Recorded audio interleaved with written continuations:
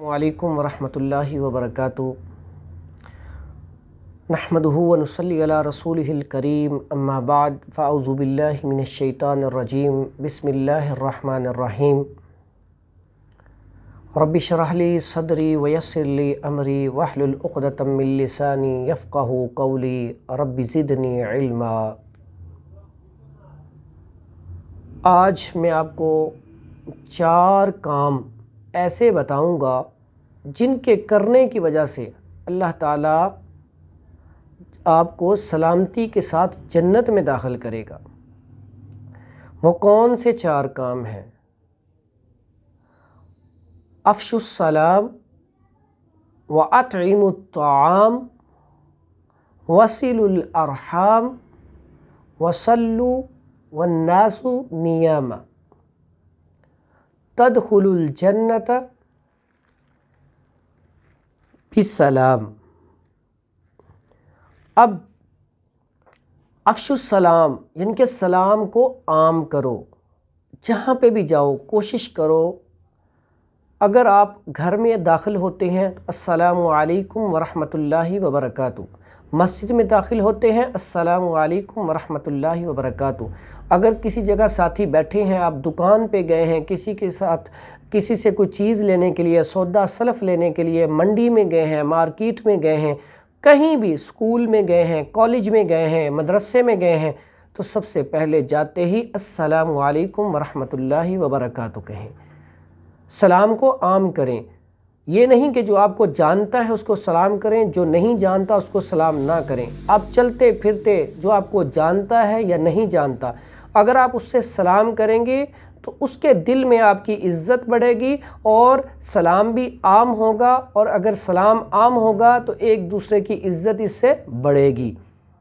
इसमें हज़रत अब्दुल्ला बिन उमर रज़ी अल्लाहु अन्हु से रवायत है कि हज़रत तुफ़ैल इब्न अबी बिन का बयान करते हैं कि वो अब्दुल्ला बिन उमर रज़ी अल्लाहु अन्हु के पास आया करते थे, फिर उनके साथ मिलकर बाज़ार जाते।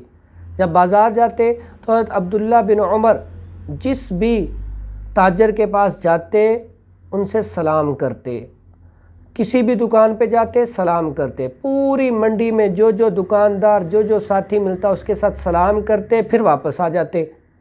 एक दिन ऐसे ही हुआ कि हज़रत तुफ़ैल आते हैं रज़ी अल्लाहु अन्हु आते हैं, तो अब्दुल्ला बिन उमर रज़ी अल्लाहु अन्हु कहते हैं कि चलो हम मंडी चलते हैं।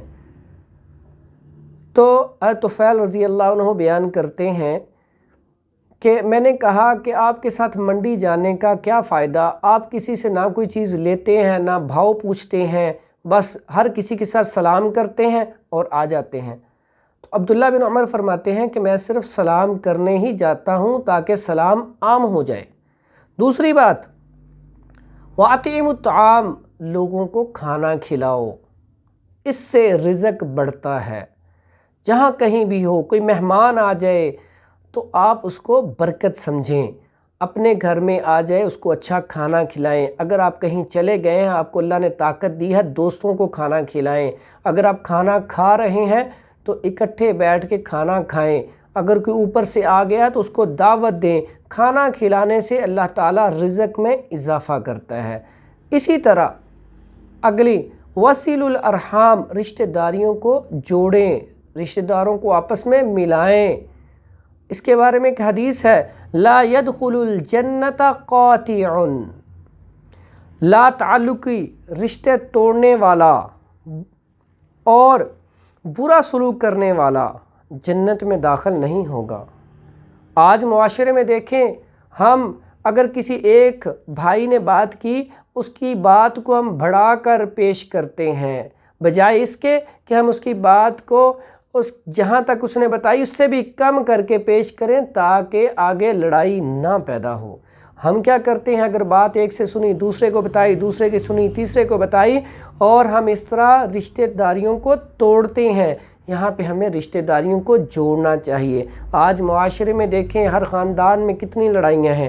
اگر آپ یہ آج سے نیت کر لیں کہ ہم نے انشاءاللہ سب کی صلح کروانی ہے تو اس سے کیا ہوگا، معاشرے میں تبدیلی پیدا ہو جائے گی، معاشرہ سکون میں آ جائے گا۔ جب اسی طرح آپ یہ عمل کریں گے تو آپ کی طرف دیکھ کے لوگ بھی اسی طرح عمل کریں گے تو اس سے انشاءاللہ معاشرہ اچھا ہو جائے گا۔